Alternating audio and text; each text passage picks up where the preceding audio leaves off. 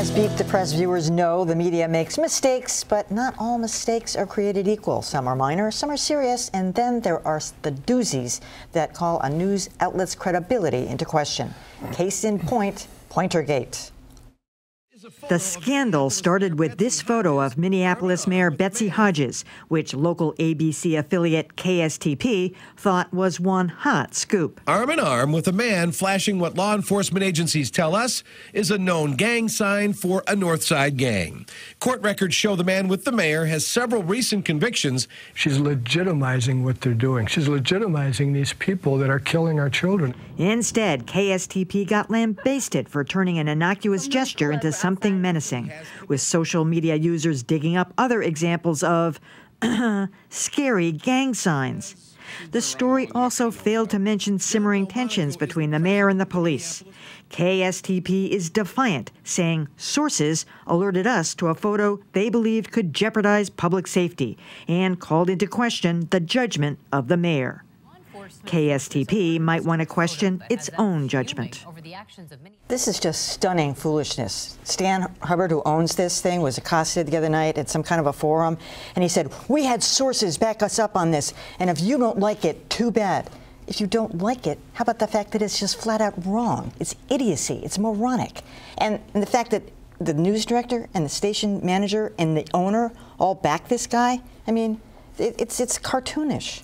I wonder if the libel laws are playing a role here. I'm not a fan of libel in general, and it seems to me that the TV station may be digging its heels in and saying this is a legitimate story and we're not going to apologize, because they would be opening themselves up to a massive libel suit because this guy was clearly wrong. Yeah, clearly. And he doesn't need to sue for libel. The TV station has humiliated she was itself. wronged.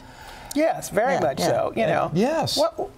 Just let me start with, why would your mayor want to flash a gang sign? I guess I just got to get to that. Did you know this was a gang sign? They were both Of course, wrong. everybody knows that's a gang sign, Emily. but let me just say, but that is not what they were doing. They were pointing to each other. So that doesn't make any sense. In the same way, do you recall when President Obama and Michelle Obama did the fist bump? And major news organizations, I'm talking about you, Washington Post, did a whole thing about how this was some radical gang thing. The terrorist fist jab. Yeah, it was. This is insane. Insane. I just don't get why they would.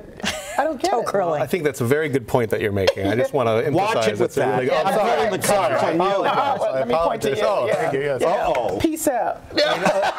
Aside from the awful racial codedness that's going on here, where innocuous gestures that are made by black people are turned into gang signs, which is, there's a long tradition of that among certain corners of people.